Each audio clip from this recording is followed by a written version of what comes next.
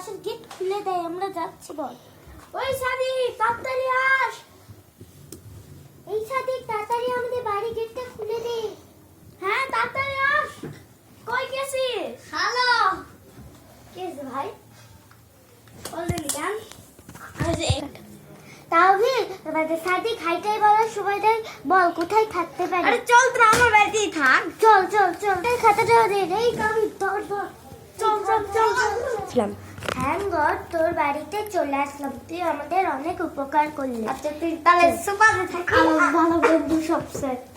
আর আমি তাহলে এই সোফাটা করে দিয়ে সোফায় থাকি, সোফাটা বড়। এই সাদিক তুই কি বললি শুনতে পাইলাম না।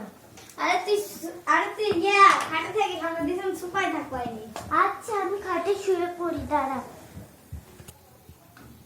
আরে কে মারবি বুড়ি?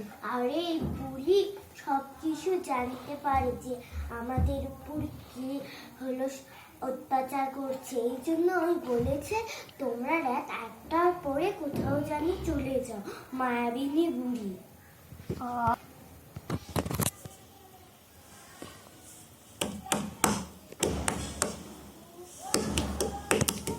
এই সময় আবার কে ফোন দিল?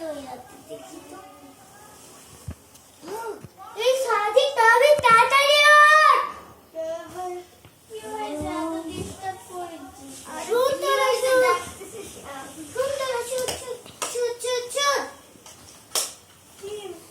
এই দেখ আজকে রাতে আমাদের বাড়িটা পুড়ে দিয়েছে, দেখ দেখি।